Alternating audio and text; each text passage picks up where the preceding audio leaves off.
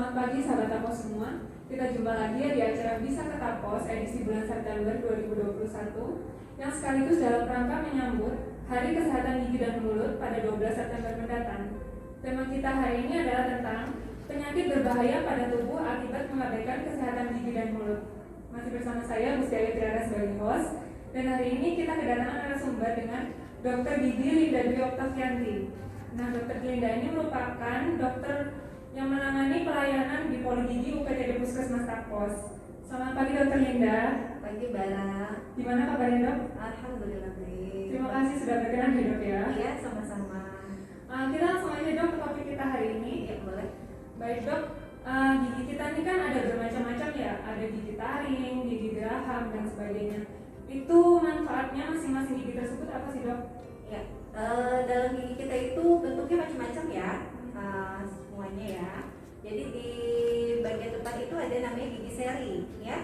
Gigi seri ini kalau dilihat dari bentuknya itu fungsinya adalah untuk memotong. Jadi ketika kita makan pasti dipotong dulu ya di bagian depan, gitu kan, nggak langsung masuk ke belakang. Jadi dipotong oleh gigi seri. Gigi seri itu di atas ada 4, bawah ada 4 ya. Kemudian setelah gigi seri ada gigi taring. Nah, gigi taring ini dilihat dari bentuknya yang runcing, itu fungsinya adalah untuk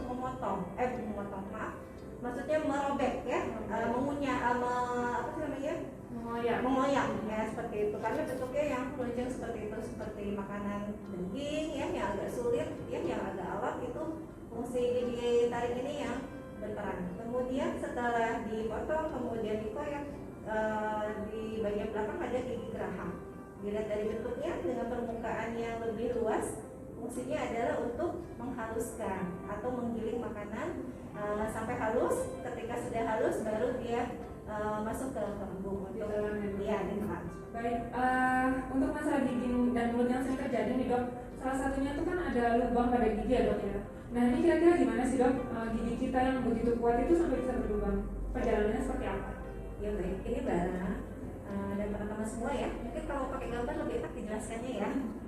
Ya, ini ada gambar gigi kita ya. Jadi sebenarnya gigi kita itu sangat kuat ya. Bagian terluar kita itu namanya email. Ketika tersenyum, ya pasti kelihatan tuh bagian email kita karena dia adalah bagian yang terluar ya. Kemudian email ini sangat bermusuhan ya sama yang namanya asam. Nah, kenapa bisa asam? Asam itu bisa terjadi karena ada sisa-sisa makanan yang numpuk ya, atau yang menempel di bagian permukaan gigi. Kemudian makanan itu akan difermentasikan oleh kuman-kuman yang ada dalam mulut kita. Itu ada bakteri Streptococcus mutans sama Lactobacillus ya. Dia bisa menyebabkan timbulnya asam ya di sekitar mulut kita gitu. Kondisi asam inilah yang menyebabkan MR ini mengalami demineralisasi atau kehilangan mineral-mineral, kalsium, fosfor gitu ya. Sehingga kalau itu terjadi terus-menerus ya, lama-lama gigi kita akan bisa berlubang gitu. Awalnya lubang kecil, kemudian biasanya kalau sampai MR ini belum menyebabkan keluhan ya, jadi belum ada nyeri gitu. Akhirnya didiamkan, kemudian di sini juga bagian yang sulit ya, ketika sikat gigi kita suka susah dibersihkan, makanan terus terjerembab di sini, lama-lama proses lubang itu akan semakin dalam ya, kemudian kena ke daerah dentin. Nah, kalau udah masuk ke sini itu baru menyebabkan rasa nyeri. Biasanya kalau kena makanan ya, makanan yang manis, kemudian minuman dingin, panas ya, seperti itu akan bisa menyebabkan sakit. Tapi ketika makanan ini dihilangkan, biasanya akan hilang rasa sakitnya. Tapi ketika didiamkan juga lubang ini tidak langsung ditambal atau diberikan perawatan, maka proses lubang itu atau proses terjadinya gigi berlubang itu, kuman-kuman itu akan masuk ke area kamar pupa. Nah, kamar pupa di sini banyak pembuluh darah, pembuluh saraf. Jadi ketika sudah sampai sini sakitnya makin hebat. Jadi walaupun dia nggak diawali makan, itu sakit akan muncul tiba-tiba atau muncul spontan, dan dia tidak hilang ketika makanan dihilangkan gitu. Jadi tetap terus bisa sampai berjam-jam, kadang sampai tidur nggak bisa tidur gitu, sampai besok paginya masih terasa ya. Kemudian ketika sudah kuman-kuman masuk ke sini terus menyebabkan sarafnya bereaksi ya dengan tadi ya, dengan rasa sakitnya yang sangat hebat, terus si orang itu masih cuek aja gitu ya. Nanti di sini saraf-saraf yang di sini, pembuluh darah di sini akan mati. Nah, biasanya setelah itu rasa sakit itu nggak ada karena saraf-sarafnya sudah mati. Berarti awalnya nggak sakit, terus nyeri, terus makin dibiarin lagi, makin hebat nyerinya, kemudian lama-lama saraf sama pembuluh darah sini mati ya. Tapi nggak selesai. Kadang orang-orang menganggap udah nggak ada rasa sakit, udah aman. Tidak, ternyata masih masalah itu berlanjut. Kuman-kuman akan masuk ke dalam saluran akar sehingga masuk ke dalam bagian bawah akar. Nah, ketika masuk ke sini itu bisa menyebabkan infeksi di daerah namanya periapical ya. Nah ketika sudah masuk ke sini produk-produk kuman dan sebagainya dia nggak bisa keluar ke sini, dia bisa menyebabkan mencari jalan keluar ke daerah gusi, akhirnya gusinya bengkak. Nah didiamin aja bengkaknya, bisa lama-lama ke area kalau gigi bawah ke arah pipi ya, daerah sini ya, daerah sekitar tulang rahang ya sebelah sini, atau kalau gigi atas biasa sampai ke daerah samping hidung atau sampai ke bawah mata seperti itu. Jadi sangat berbahaya ya, apalagi kalau gigi bawah ya, karena dia sangat dekat ke daerah leher. Ada beberapa kasus itu sampai membengkakkan daerah leher sehingga menutup jalur pernapasan. Nah, jadi harus sampai dibuka ya supaya dia bisa bernapas kembali seperti itu, Mbak. Kalau misalnya kita sering makan makanan yang manis, terus panas gitu, itu juga mempengaruhi nggak dok? Iya betul gitu. Jadi gigi itu sangat sensitif ya ternyata ya terhadap perubahan suhu gitu ya, apalagi terhadap makanan-makanan yang manis dan lengket seperti itu. Ya. Berarti memang ini ya dok ikut berkontribusi. Iya. Lebih cepat gigi kita berlubang ya. Betul, jadi banyak faktor. Jadi selain giginya itu sendiri, kadang gigi itu ada yang memang dia sudah rapuh ketika memang sudah muncul ya, bisa jadi ketika dalam kandungan ibunya dulu ya asupan makanan ibunya kurang maksimal, akhirnya kekurangan kalsium sehingga si gigi si anak itu jadi kurang kuat.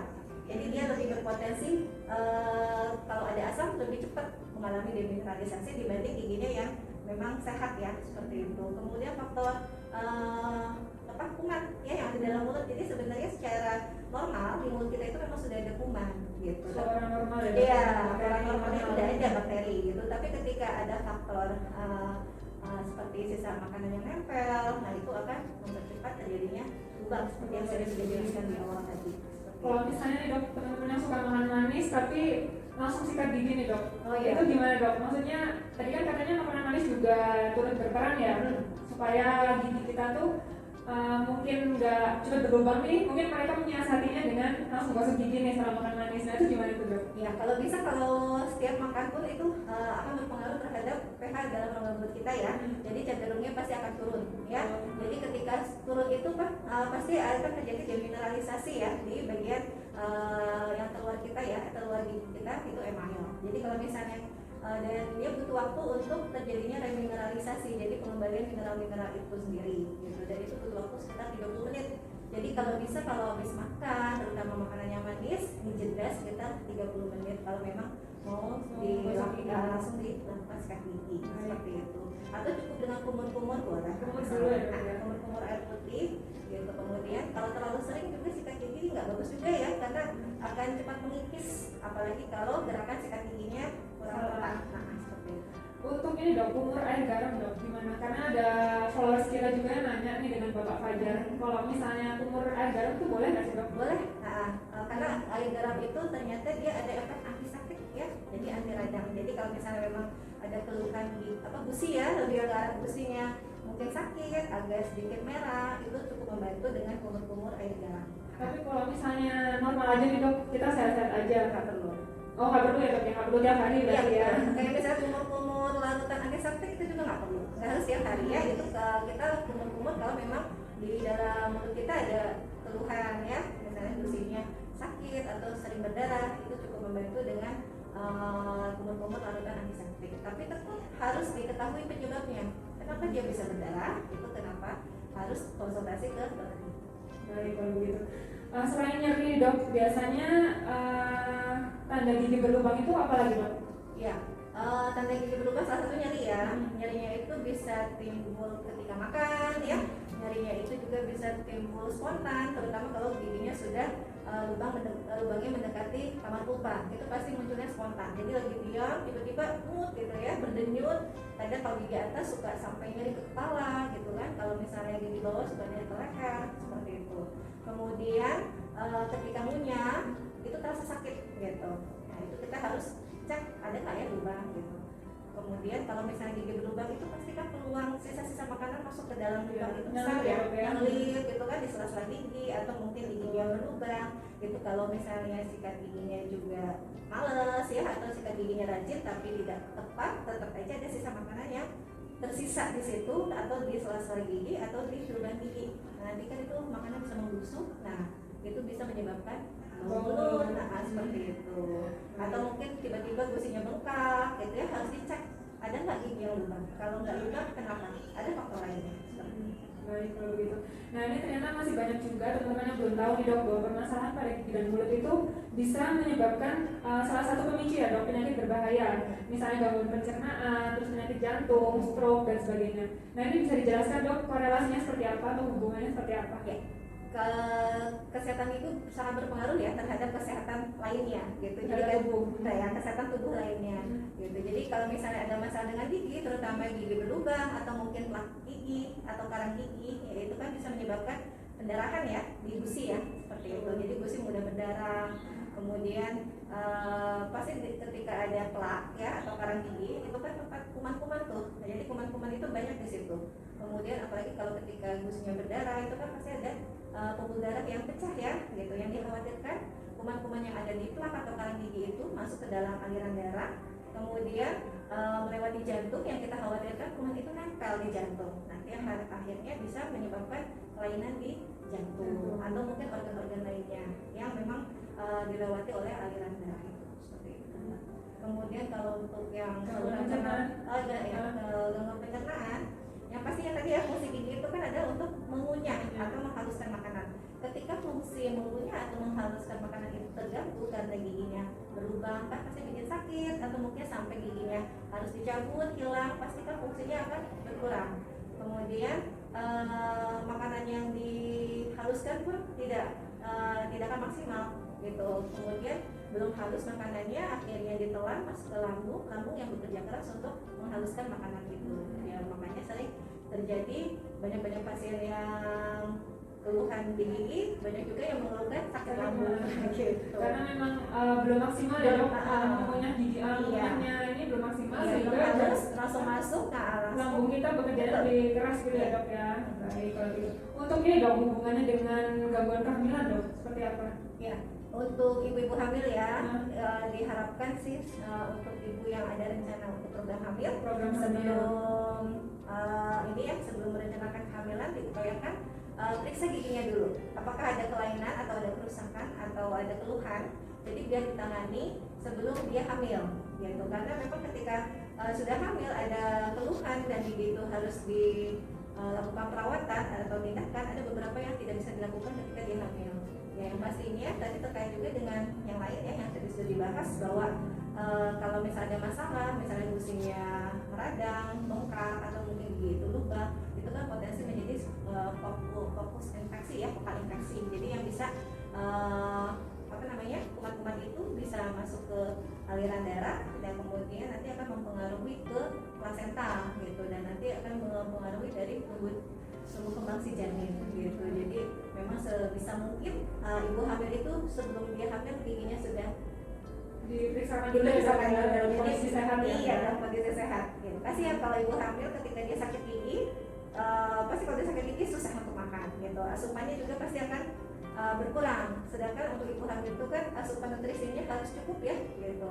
Kalau tidak cukup nanti khawatirnya mengganggu juga tumbuh kembang si janin. Ya, kalau begitu. Yang mungkin masih cukup asing juga nih dok bagi masyarakat itu tentang penyakit kanker mulut ya dok. Nah ini kan biasanya gejalanya terlihatnya nih ya dok seperti sariawan ya dok ya. Nanti bisa dijelaskan nggak sih dok kanker mulut itu apa, penyebabnya apa, terus gimana kanker mulut itu bisa menyebar juga ke organ tubuh lain? Ya, gitu. Ya, kalau kanker itu kan pertumbuhan sel-sel yang abnormal ya, dan itu bisa terjadi di mana saja, terutama di mulut gitu. Faktor penyebabnya nggak ada faktor tunggal, jadi dia kayak multifaktorial. Banyak faktor ya mencetus gitu ya. Si kanker itu muncul di mulut kita. Gitu. Yang paling sering itu adalah faktor kebiasaan merokok, kemudian sering minuman beralkohol, terus iritasi yang terus menerus ya, biasanya suka bergesek-gesek gitu ya, gigi tiruan dan sebagainya, itu benar-benar harus sangat diperhatikan kalau ada trauma atau iritasi yang sering terjadi di tempat yang sama gitu. Kemudian defisiensi nutrisi, sering terpapar matahari ya, apalagi daerah bibir ya, itu kan paling sering terpapar ya kena matahari. Kalau alhamdulillah sekarang kita pakai masker ya, aman gitu kan, setidaknya mengurangi paparan sinar matahari gitu. Kemudian ada beberapa penyakit juga yang bisa menyebabkan munculnya gejala-gejala atau muncul si kanker mulut gitu, kayak penyakit HIV ya, itu ada ada beberapa banyak pasien HIV itu kondisi manifestasi oralnya itu muncul kanker mulut. Ya, kayak gitu. Untuk ini dok, bedanya sama sariawan, kanker itu seperti apa? Ya kalau sariawan itu kan dia munculnya kadang di beberapa tempat ya, satu di bibir, bagian bibir, kadang di mukosa dalam gitu kan. Dan itu sangat sakit sekali walaupun kecil tapi sakitnya ampun-ampun. Dan dia bisa sembuh 7 sampai 14 hari itu kalau sariawan.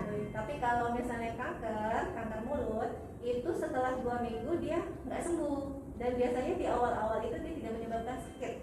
Dan kadang suka ada rasa ini mati rasa atau ketika kita raba daerah situ nggak terasa apa-apa gitu. Dan biasanya kalau kita raba daerah tepinya itu agak sedikit keras gitu. Dan warnanya pun muncul seperti bercak merah ya, merahnya itu merah terang.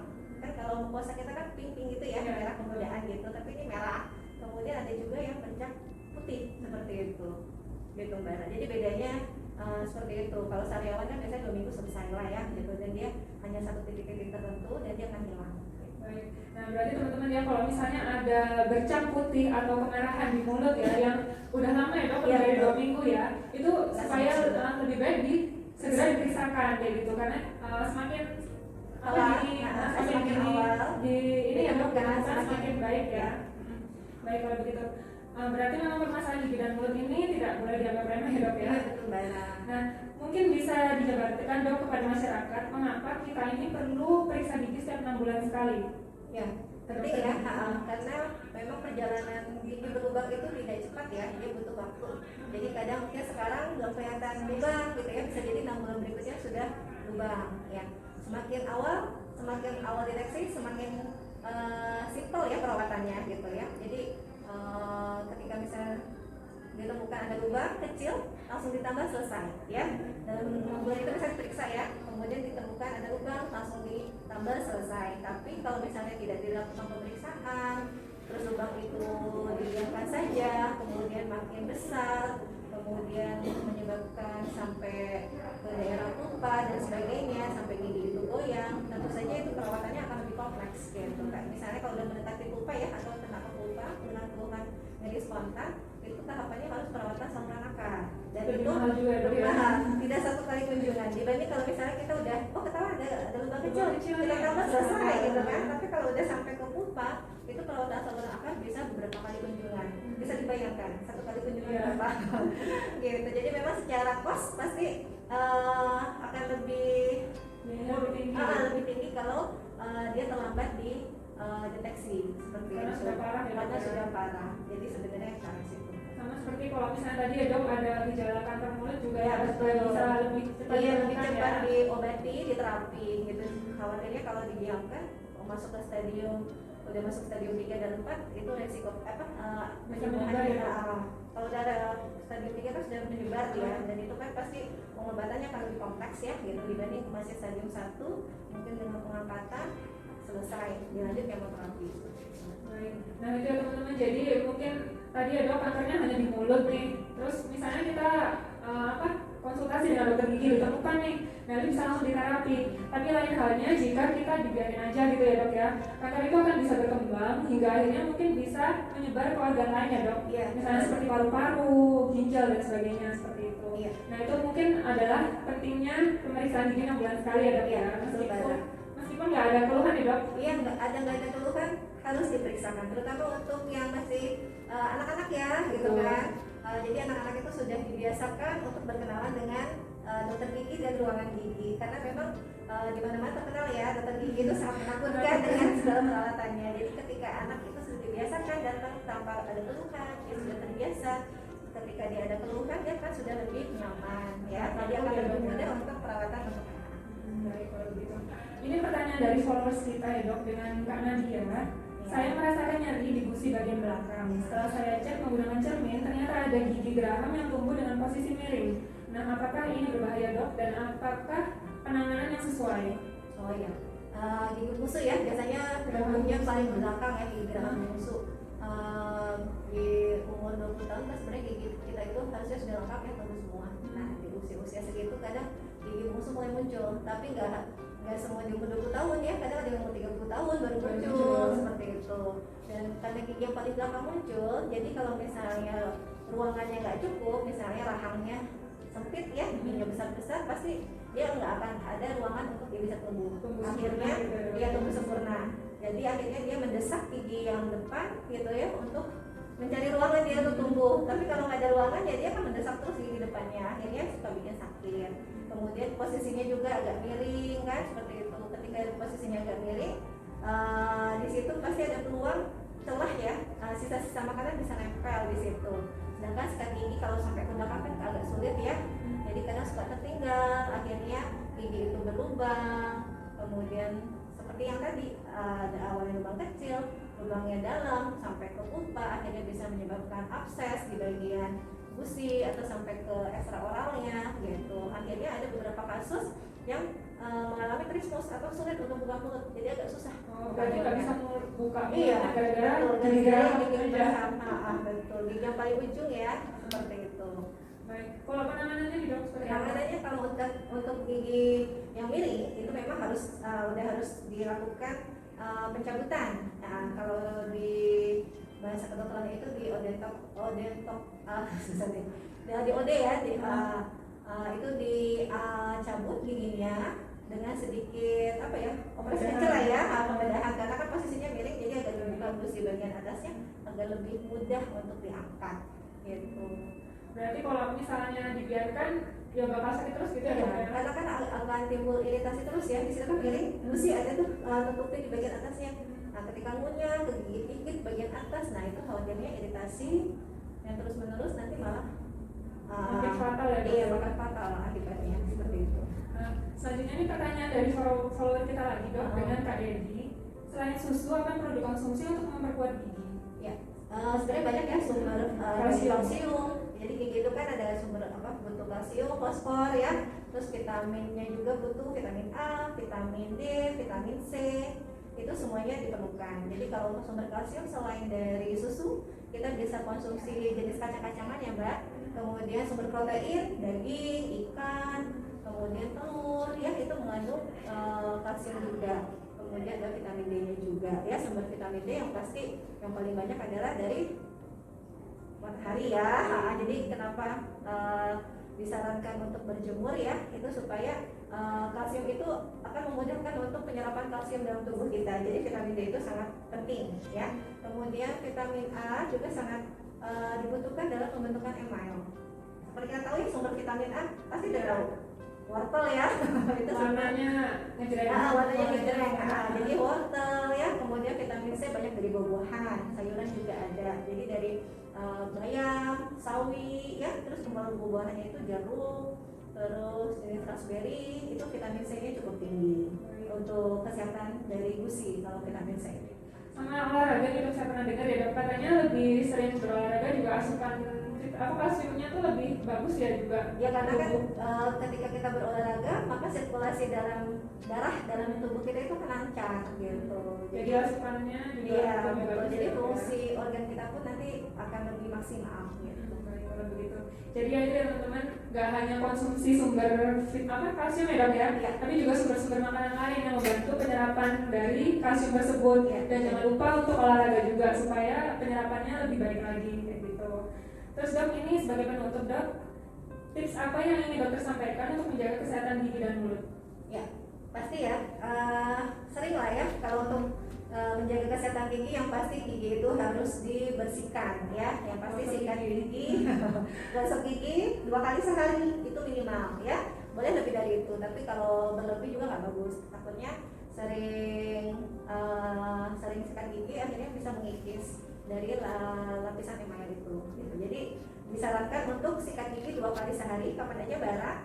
Setelah sarapan dok? Iya, jadi setelah yang pertama itu adalah setelah sarapan pagi ya, tapi pasti dijeda ya sekitar 30 menit. Kemudian yang satu lagi adalah malam sebelum tidur ya, karena pas tidur itu kan lumayan lama tuh ya, berapa jam Mbak? 7 sampai 8. Bayangkan kalau kita tidur belum sikat gigi, itu sisa-sisa makanan yang nempel di gigi pasti akan sangat lama dia nempel di gigi kita. Kemudian air liur juga ketika tidur itu pasti sangat berkurang dibandingkan ketika kita sedang tidak tidur ya. Dan itu sangat berpengaruh dengan cepatnya nanti terjadi proses gigi berlubang gitu. Terus yang kedua pasti asupan makanan ya, asupan makanan diperhatikan. Jadi tadi yang sudah saya sebutkan, yang sangat baik untuk gigi kita supaya sehat itu ada dari kalsium ya, kemudian fosfor, vitamin A, vitamin D, vitamin C, kemudian tambahan fluoride juga pada pasta gigi. Itu untuk membantu gigi kita agar lebih kuat, jadi tidak mudah terjadi demineralisasi ya. Kemudian hindari makanan-makanan yang manis ya, yang lengket itu paling senang tuh dipanggil sama anak-anak ya, dan yang dewasa juga ya makan coklat. Nah, jadi kurangi makanan-makanan yang manis, yang lengket ya, yang asam ya sesekali boleh tapi jangan terlalu sering. Gitu. Kemudian yang pasti periksakan pergi ke dokter gigi secara rutin 6 bulan sekali. Nah, seperti itu. Dok, ini saya tadi lihat di boleh dok ada sikat gigi juga. Oh iya, boleh. Ya, Cara tapi membahas saya gigi yang juga benar. sikat gigi 2 kali sehari, tapi banyak dari masyarakat itu masih belum tepat cara sikat giginya. Baik, nanti dibantu sama Gipo untuk sikat gigi ya. Nah, si Gipo nya pakai masker juga sesuai protokol kesehatan. Sekarang dibuka dulu ya Gipo ya. Ya, jadi sikat giginya itu yang pasti ya, dari sikat giginya dipilih ya. Kalau untuk anak-anak pasti yang kecil ya, untuk anak-anak, sedangkan untuk orang dewasa untuk sikat gigi yang dewasa. Kemudian pastikan sebelum dimasukkan ke mulut kita, pasta gigi itu sudah bersih. Jadi boleh dibilas dulu dengan air mengalir. Kemudian dioleskan pasta gigi cukup sebesar biji kacang. Nggak perlu dari ujung ke ujung gitu. Jadi Habis ya dok. iya, cepat habis ya. Lumayan nanti pengeluaran sebulan lumayan besar ya. Jadi cukup sebesar biji kacang. Kemudian kita mulai gerakan menyikat ya gigi atas, gerakannya dari gusi ke gigi seperti ini. Ya, yang sebelah sini juga, atau ada juga yang memutar boleh ya, dengan berharap dia ujung bulu itu masuk ke sela-sela gusi dengan gigi, jadi akan bersih maksimal. Kemudian gigi bawah juga jangan lupa gerakannya bisa dari gusi ke gigi atau gerakan memutar seperti ini. Gigi depan juga jangan lupa gerakannya dari gusi ke gigi, yang bawah dari gusi ke gigi ke atas berarti ya. Kemudian bagian dalamnya juga nih, kadang suka ketinggalan.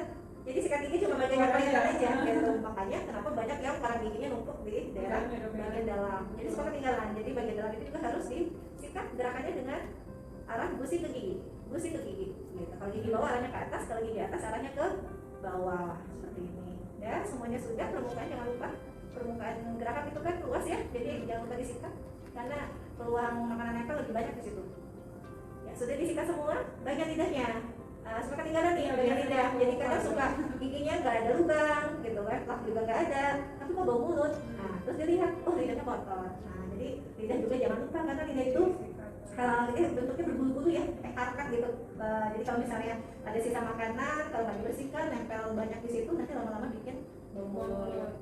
Untuk langit-langit dok, dibersihkan juga nggak? Langit-langit nggak perlu sebenarnya ya, jadi cukup hanya sampai daerah gusi. Karena kalau sampai ke langit-langit juga kan dengan kumur-kumur cukup ya gitu, dan makanan nggak banyak nempel di situ, jadi lebih daerah sekitar gigi ke gusi gitu. Apalagi yang sensitif ya bisa uwe kalau sampai belakang. Untuk ini dok, mengganti sikat gigi itu dok, Ya. kira-kira berapa bulan sekali idealnya? Ya tergantung ya, idealnya sebulan sampai 2 bulan sekali. Dilihat aja kalau misalnya sikat giginya itu sudah mulai mekar-mekar ya, itu harus ganti-ganti barang. Karena kalau nggak diganti nanti dia bisa melukai gusi gitu, karena kan dia udah miring-miring gitu ya. Nah, jadi memang idealnya setiap orang beda ya, kadang sebulan sekali dia udah mekar, kadang 2 bulan sekali gitu. Tapi mungkin maksimal 3 bulan, kalau udah lama udah diganti aja gitu ya dok ya? Iya, Kalau udah 3 bulan iya gitu. pastinya gitu. Kalau 3 bulan sih udah kebayang sih udah makan seperti apa ya. Gitu. Luar biasa ya dok jawabannya, terima kasih lengkap sekali nih dok. Iya, sama-sama Mbak Era. Dari bincang sampai kita hari ini dapat kita tarik kesimpulan ya teman-teman, bahwa permasalahan gigi dan mulut ini memang tidak boleh dianggap remeh, sehingga kita harus memeriksakan diri ke dokter gigi minimal 6 bulan sekali meskipun tidak ada keluhan. Baik sahabat Apos, seperti biasa kami ada pertanyaan untuk sahabat Apos yang sudah menyaksikan live Instagram kita, dan nantinya akan ada hadiah 1 pulsa untuk 1 orang beruntung yang bisa menjawab pertanyaan dari kita. Pertanyaannya adalah, apa tujuan dari memeriksakan diri ke dokter gigi setiap 6 bulan sekali? Nah, jawabannya bisa langsung dikirimkan aja melalui DM Instagram kita, dan nanti pemenangnya akan kita hubungi sekitar 2-3 hari setelah acara ini melalui Instagram juga. Jangan lupa kita juga masih dalam masa pandemi ya. Jadi kita jangan capek-capek untuk menerapkan 5M plus, yaitu dengan memakai masker, menjaga jarak, mencuci tangan, menjauhi kerumunan, dan membatasi mobilitas. Plus apa? Vaksinasi COVID. Baik. Kita sudah sampai di penghujung acara Bisa Ketapos kali ini ya teman-teman. Mohon maaf apabila ada kata-kata yang kurang berkenan, dan semoga informasi yang kami sampaikan ini dapat bermanfaat bagi kita semua. Akhir kata kami ucapkan terima kasih. Assalamualaikum warahmatullahi wabarakatuh. Shalom Om Swastiastu. Sampai jumpa.